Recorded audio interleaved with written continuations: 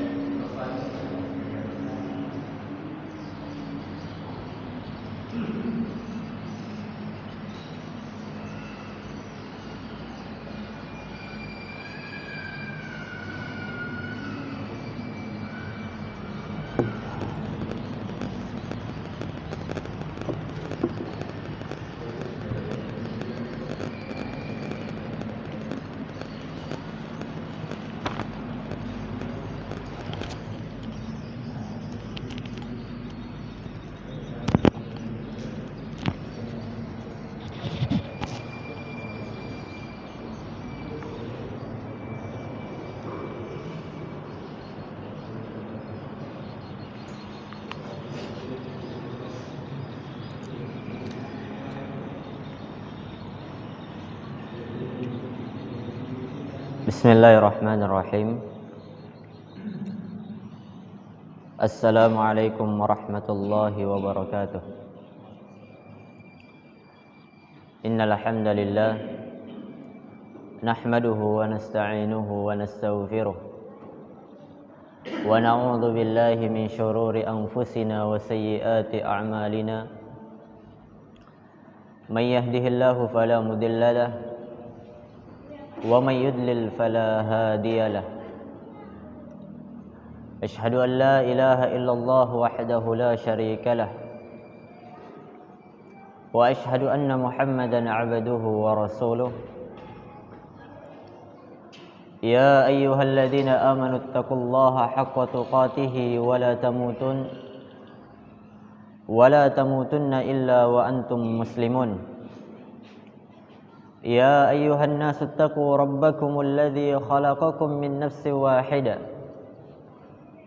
وخلق منها زوجها وبث منهما رجالا كثيرا ونساء واتقوا الله الذي تساءلون به والأرحام إن الله كان عليكم رقيبا يا أيها الذين آمنوا اتقوا الله وقولوا قولا سديدا يصلح لكم أعمالكم ويغفر لكم ذنوبكم ومن يطع الله ورسوله فقد فاز فوزا عظيما أما بعد فإن أصدق الحديث كتاب الله وخير الهدى هدى نبينا محمد صلى الله عليه وسلم وشر الأمور محدثاتها فإن كل محدثة بدعة wa kullu bid'atin dhalalah wa kullu dhalalatin finnar.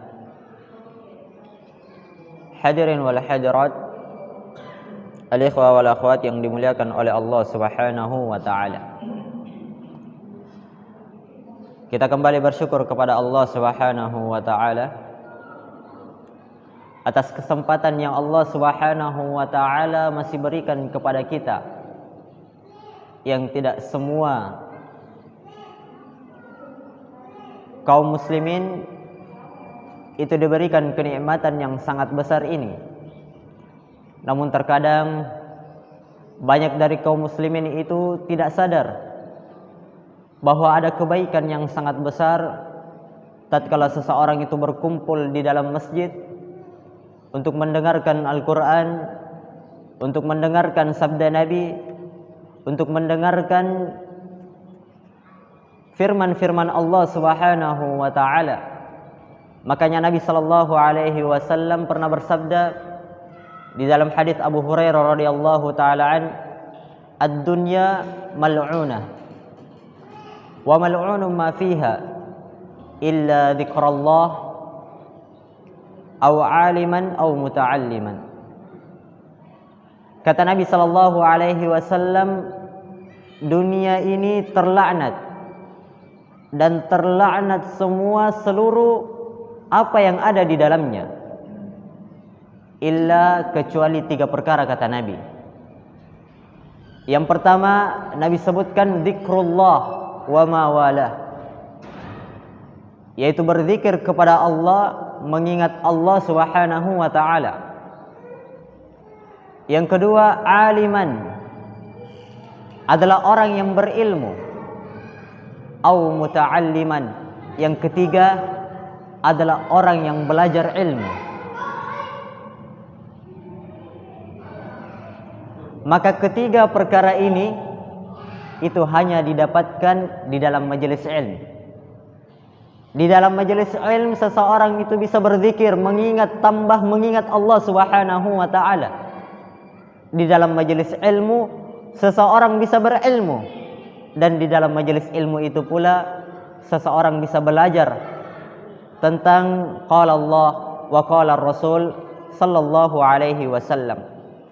Maka pada hakikatnya tempat-tempat seperti inilah adalah tempat-tempat yang hendaknya kita senantiasa bersemangat untuk bisa hadir, untuk bisa meluangkan waktu kita untuk mendengarkan firman Allah dan sabda Nabi sallallahu alaihi wasallam. Kemudian kita lanjutkan pembahasan kita di dalam mengkaji kitab Fadlul Islam karya Syekh Muhammad Ibn Abdul Wahhab rahimahullahu taala. Dan sekarang kita masih berada di dalam bab wujubid dukhuli fil Islam. Bab wajibnya seseorang itu masuk ke dalam agama Islam. Dan tersisa dua hadis atau dua athar dari para sahabat yang dihukumi dengan sama seperti hadis marfu' dari Nabi sallallahu alaihi wasallam. Kata penulis rahimahullahu taala, wa fi sahihi an Hudzaifah qala, ya ma'syaral qurra istaqimu faqad sabaqtum sabaqan ba'ida fa in akhadtum yaminan wa shimalan laqad dhalaltum dhalalan ba'ida. Kata penulis rahimahullahu taala, wa fis sahih, dan di dalam as-sahih, yakni sahih Bukhari dan sahih Muslim, an Hudzaifah ibnul Yaman, dari sahabat Hudzaifah ibnul Yaman radhiyallahu taala anhuma.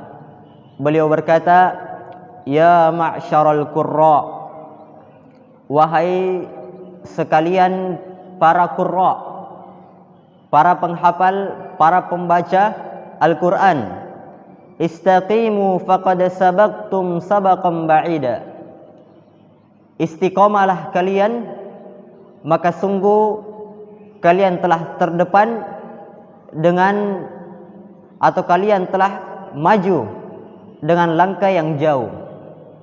Fa in akhadtum yaminan wa shimalan, dan jikalau seandainya kalian mengambil jalan di sisi kanan dan di sisi kiri, laqad dhalaltum dhalalan ba'ida, dan sungguh kalian telah tersesat dengan kesesatan yang jauh. Maka di dalam athar ini, yang kata Ibnu Hajar, yang dihukumi sebagai hadits marfu', sama kedudukannya dengan hadits marfu' yang sampai kepada Nabi sallallahu alaihi wasallam. Kata Hudzaifah, ya ma'syaral qurra, wahai sekalian al-qurra, yakni al-qari, jamak dari qari, orang yang pandai membaca Al-Quran.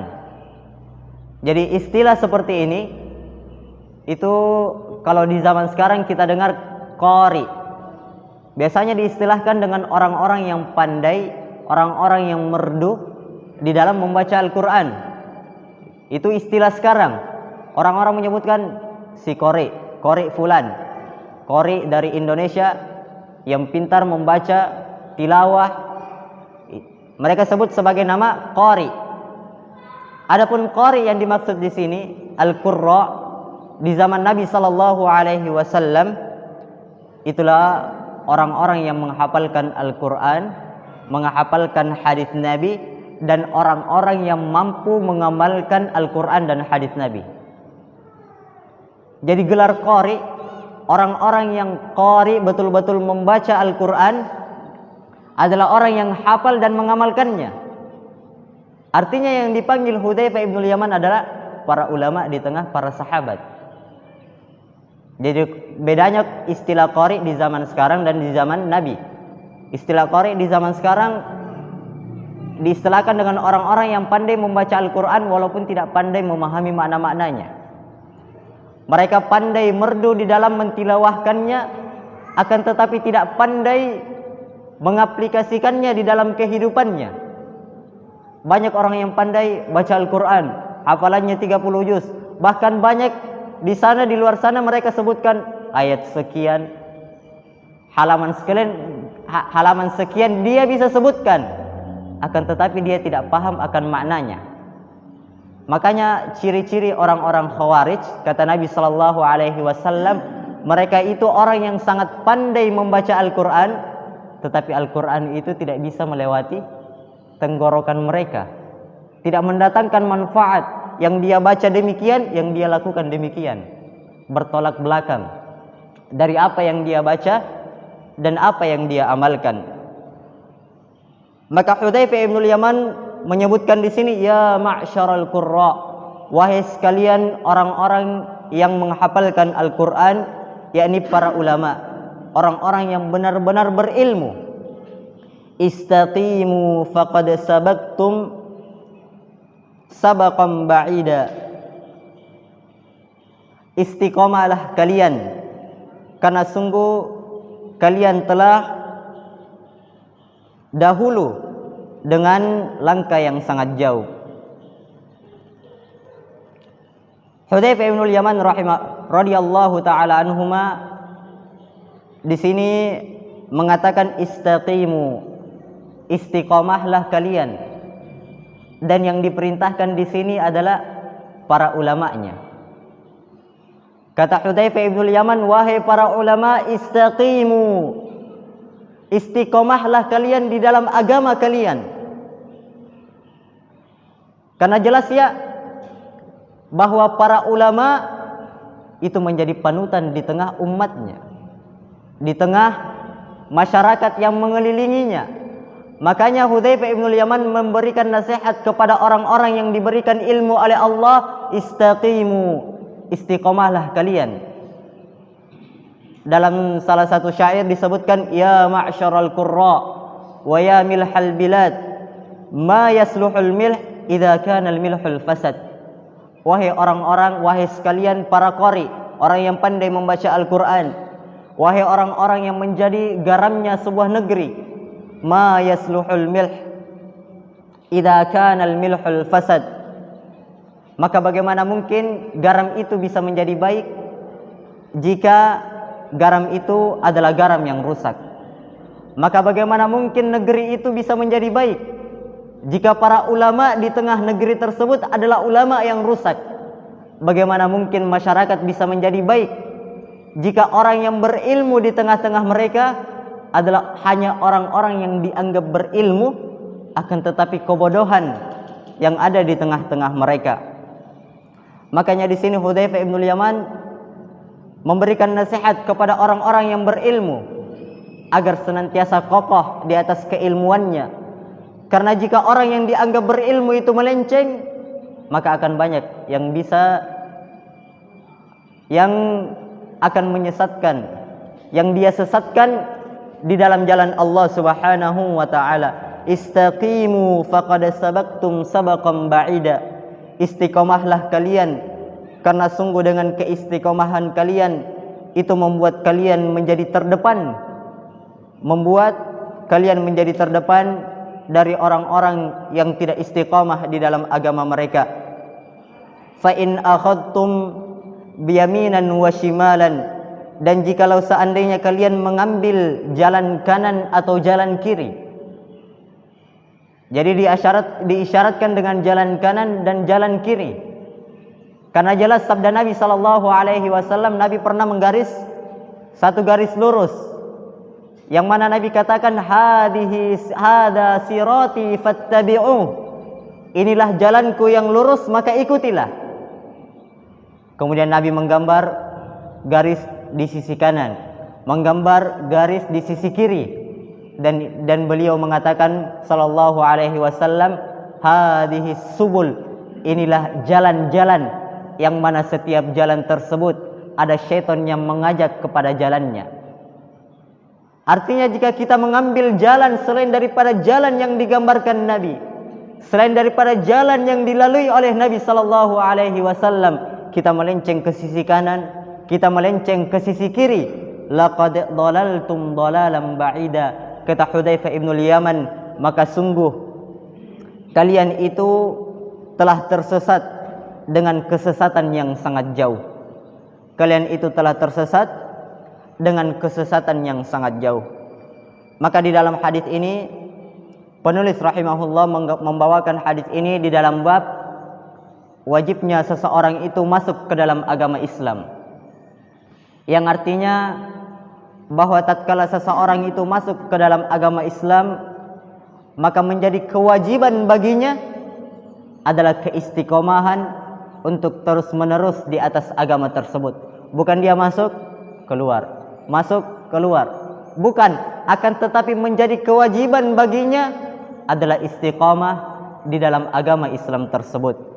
Istiqamah, istaqimu faqad sabaqtum sabaqan ba'ida.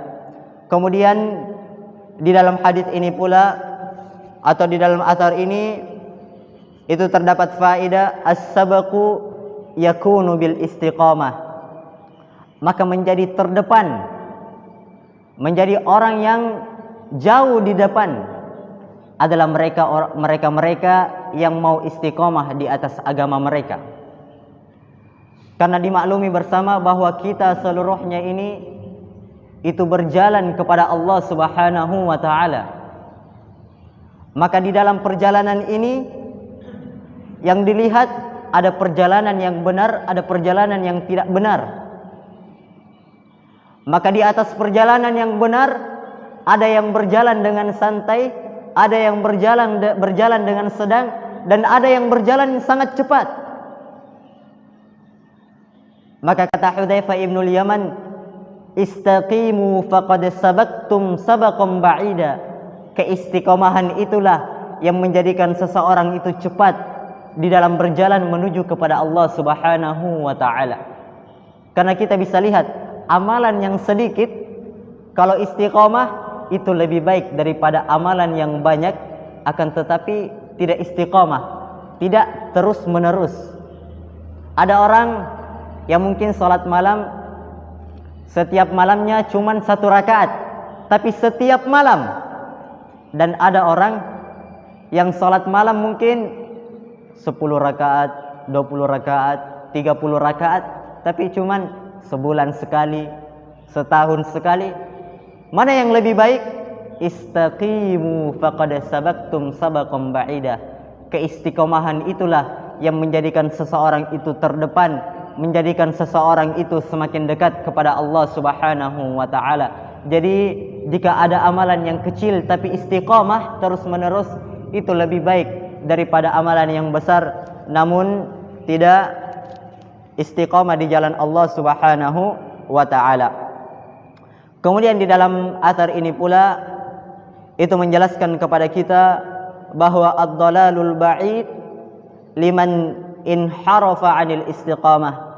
Kesesatan yang jauh itu tatkala seseorang itu jauh atau menyimpang dari keistiqomahan dia di jalan Allah Subhanahu wa taala.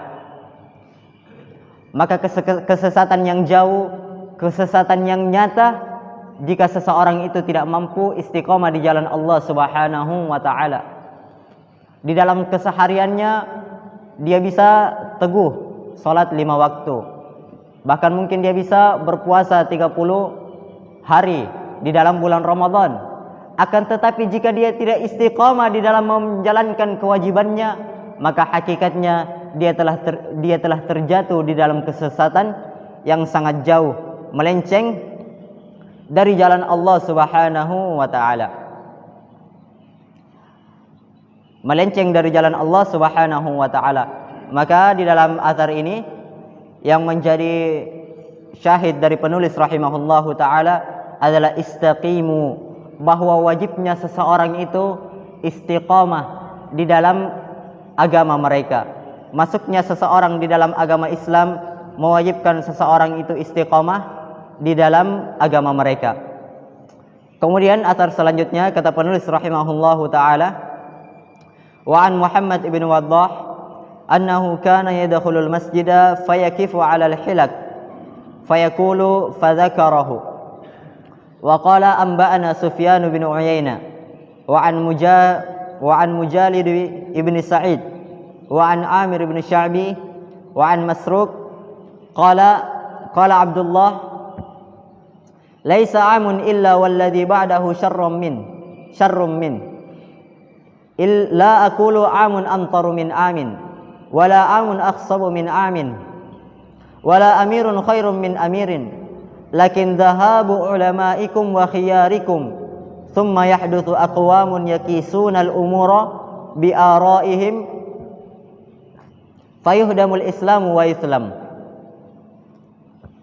Kata penulis rahimahullahu taala dari Muhammad bin Waddah annahu kana yadkhulul masjida fayakif 'alal hilak, bahwa beliau masuk ke dalam masjid kemudian duduk di antara halaqah-halaqah orang yang berkumpul di tengah masjid.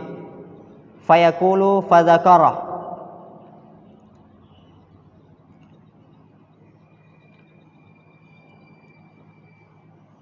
yang dimaksud di sini dari Muhammad bin Waddah annahu kana yadkhulul masjid, bahwa dia masuk ke dalam masjid, yakni Hudzaifah ibn Yaman, bahwa Hudzaifah ibn Yaman masuk ke dalam masjid kemudian duduk di antara halaqah-halaqah dan beliau berkata tentang hadis yang kita sampaikan tadi. Setelah beliau menyampaikan hadis tersebut, waqala, yakni Muhammad bin Waddah mengatakan amba'ana Sufyan telah menceritakan kepada kami dari Mujalid bin Sa'id, dari Amir Asy-Sya'bi, dari Masruq, qala Abdullah, berkata Abdullah. Sini tidak dijelaskan Abdullah siapa. Akan tetapi jika jalurnya dari jalur Kufah, maka Abdullah yang dimaksud di sini adalah Abdullah ibnu Mas'ud. Jadi di dalam kitab disebutkan Abdullah tanpa disebutkan nama bapaknya. Namun yang dimaksud di sini adalah Abdullah bin Mas'ud radhiyallahu taala anhu. Qala Abdullah bin Mas'ud radhiyallahu taala an, laisa amun illa walladhi ba'dahu syarrun min. Tidak ada satu tahun pun kecuali tahun berikutnya itu lebih buruk dari tahun sebelumnya. Saya tidak katakan amun amtaru min amin. Tahun sebelumnya itu atau hujan di tahun sebelumnya itu lebih baik daripada hujan, atau hujan di tahun setelahnya itu lebih baik dari tahun sebelumnya. Dan saya tidak katakan bahwa ladang di tahun setelahnya itu lebih baik panennya dibanding tahun sebelumnya. Wala amirun khairum min amirin, dan saya tidak katakan bahwa pemimpin di tahun setelahnya itu lebih baik daripada tahun sebelumnya. Lakin dhahabu ulamaikum wa khiyarikum, akan tetapi yang saya maksud adalah kehilangan orang-orang yang berilmu di tengah kalian dan orang-orang yang terpilih di tengah kalian. Thumma yahduthu aqwamun yaqisunal umura, kemudian muncullah sekelompok kaum yang mereka mengukur ke perkara mereka dengan pendapat-pendapat mereka. Fayuhdamul Islam wa yuslam, maka Islam itu menjadi hancur dan menjadi terpecah di tengah-tengah umat. Maka di dalam athar ini itu menjelaskan kepada kita bahwa tidaklah satu tahun itu kecuali pasti tahun berikutnya itu lebih baik daripada tahun sebelumnya. Abad dahulu itu lebih baik daripada abad sekarang. Zaman Nabi sudah jelas, sahabat lebih baik daripada tabi'in, tabi'in lebih baik daripada tabi'ut tabi'in. Apalagi di zaman sekarang, di zaman yang mana semuanya itu gampang diakses. Kita bisa gampang beribadah, bahkan kita bisa gampang bermaksiat. Itu di zaman sekarang. Bahkan di dalam rumah sekalipun seseorang bisa melakukan dosa yang sangat besar di hadapan Allah Subhanahu wa taala. Kita bisa lihat bagaimana kejelekan tahun ini dibandingkan dengan zaman-zaman di zaman para salafus salih, para ulama, di tengah-tengah orang-orang yang berilmu. Di tengah-tengah orang yang berilmu.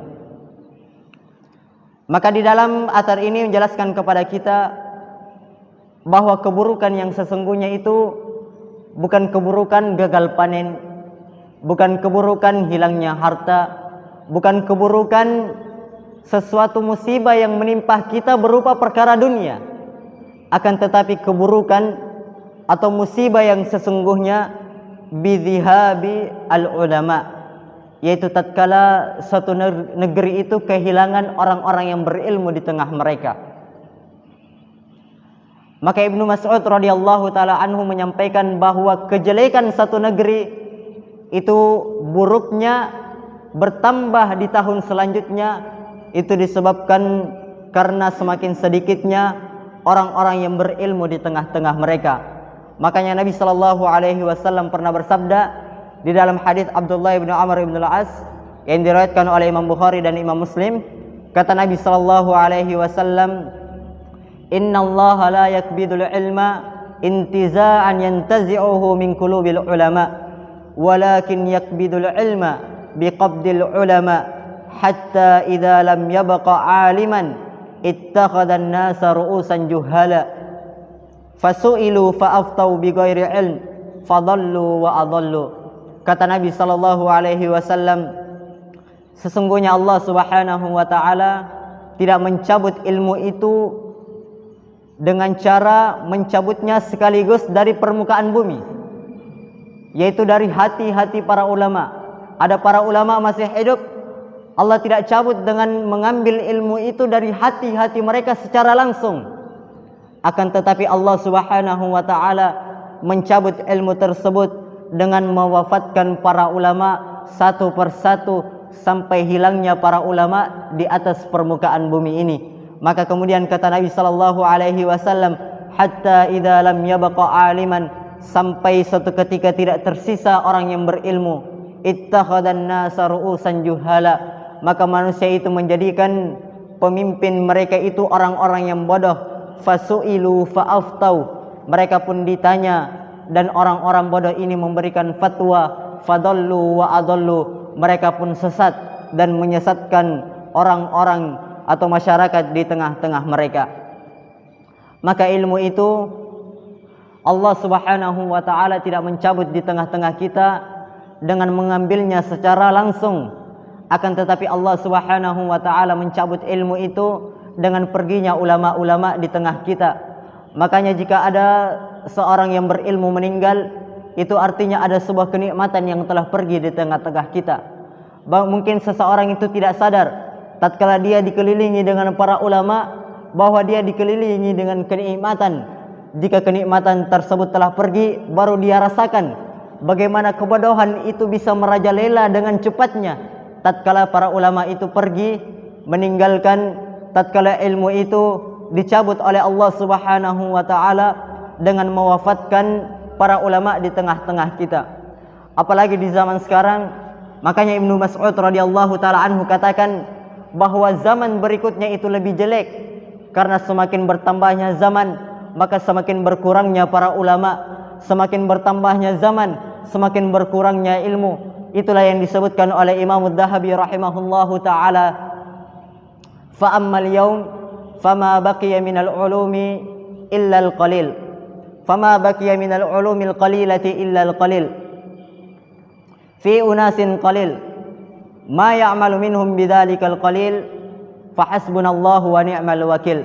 Kata Adz-Dzahabi rahimahullahu taala, sekitar 1000 tahun yang lalu atau 100 tahun yang lalu, kata beliau rahimahullah, adapun hari ini, beliau sebutkan di zaman beliau, adapun hari ini sekitar beratus-ratus tahun yang lalu, tidak ada yang tersisa dari ilmu yang sedikit kecuali hanya sedikit yang terdapat di manusia-manusia yang sedikit. Dan yang sedikit ini, kata beliau, hanya sedikit yang mau mengamalkan sesuatu yang sedikit ini. Jadi bertambah zaman, sudah tahu ilmu sedikit, hanya sedikit pula yang mau beramal. Sudah tahu para ulama itu kita bisa lihat, semakin hari semakin bertambah zaman, tahun, ada saja dari para ulama kita yang Allah Subhanahu wa taala panggil. Kita tahu bahwa ilmu itu semakin sedikit, tapi kita tidak sadar. Bahkan kita termasuk dari orang-orang yang tidak mau mengamalkan sesuatu yang sedikit itu. Kita menjauh dari majelis-majelis ilmu. Kita merasa tidak butuh. Padahal perginya ilmu itu menunjukkan akan datangnya kebodohan yang sangat besar. Nabi SAW telah gambarkan di hadis yang kita bacakan tadi, fa'aftau bighairi ilm. Tatkala orang-orang yang berilmu telah dijadikan sebagai panutan, fadallu wa adallu, mereka itu sesat dan akan menyesatkan kita. Maka al-ikhwah dan al-akhwat yang dimuliakan oleh Allah Subhanahu wa taala, maka ilmu itu jika ada di tengah-tengah kita, orang-orang yang berilmu jika ada di tengah-tengah kita, maka manfaatkan waktu kita. Maka pada hakikatnya kita berada di atas kenikmatan yang sangat besar oleh Allah Subhanahu wa taala. Akan tetapi banyak dari kaum muslimin itu tidak sadar bahwa semakin bertambahnya zaman, semakin hilangnya ilmu tersebut. Semakin bertambahnya zaman, semakin perginya para ulama kita, semakin banyak bermunculan orang-orang yang bodoh di tengah-tengah manusia ini, dan semakin sesatlah umat ini, dan mereka pula menyesatkan orang-orang di atas kesesatan yang sangat jauh. Makanya di hadis sebelumnya disebutkan, istaqimu, istiqomahlah kalian di atas agama kalian. Wa idza akhadtum yaminan aw shimalan, jika kalian mengambil jalan sisi kanan atau sisi kiri, faqad dalaltum dalalan ba'ida, maka sungguh kalian itu telah tersesat dengan kesesatan yang sangat jauh. Kemudian di dalam hadis ini pula itu terdapat penjelasan hudimal islamu bil ara'i wal bid'ah, bahwa hancurnya keislaman seseorang itu tatkala dia melihat pendapat-pendapat mereka tanpa melihat qala Allah wa qala Rasul, tanpa melihat firman Allah dan sabda Nabi sallallahu alaihi wasallam. Wa hudimal islamu bil bid'ah, dan hancurnya keislaman seseorang itu tatkala seseorang melakukan perkara baru yang tidak pernah diajarkan oleh Nabi sallallahu alaihi wasallam. Maka kedua hadis ini itu jelas menjelaskan kepada kita bahwa wajibnya seseorang itu masuk ke dalam agama Islam dengan cara keistiqomahan mereka dan dengan cara memperhatikan bahwa ilmu itu semakin sedikit. Maka apa yang harus dia lakukan, yaitu semakin memperhatikan ilmu tersebut dan istiqomah di dalam ilmu tersebut, dan semakin taat kepada apa yang disampaikan oleh Nabi sallallahu alaihi wasallam. Karena hancurnya agama Islam tatkala berkurangnya ilmu, hancurnya agama Islam tatkala para pemimpin itu diangkat dari orang-orang yang bodoh, para ulama itu diangkat dari orang-orang yang bodoh. Hancurnya agama ini tatkala seseorang tidak memperhatikan agama mereka, tidak memperhatikan keilmuan mereka, maka hancurlah mereka, dhallu wa adallu, sesat dan akan menyesatkan orang-orang yang berada di sekitar mereka. Selesai dari bab wujubid dukhulil Islam, wajibnya seseorang itu masuk ke dalam agama Islam. Kemudian penulis rahimahullahu taala setelah itu akan menyampaikan atau menyebutkan bab selanjutnya, bab tafsiril Islam, bab tentang tafsir Islam itu sendiri. Dan insyaallah kita akan lanjutkan tentang pembahasan ini pada pertemuan selanjutnya insyaallah taala. Semoga Allah Subhanahu wa taala menjadikan kita hamba-hamba yang senantiasa istiqamah di atas agama kita, istiqamah di atas inti agama kita, tauhid, keislaman, keikhlasan, dan istiqamah dari cabang-cabang agama kita, sunnah-sunnah, hal-hal yang mulia di sisi Allah Subhanahu wa taala. Semoga Allah Subhanahu wa taala senantiasa mengumpulkan kita dengan Nabi kita Muhammad sallallahu alaihi wasallam, dan semoga Allah tidak menjadikan kita termasuk dari umat Nabi yang diusir dari telaga Nabi sallallahu alaihi wasallam. Subhanakallahumma bihamdik, asyhadu an la ilaha illa anta, astaghfiruka wa atubu ilaik.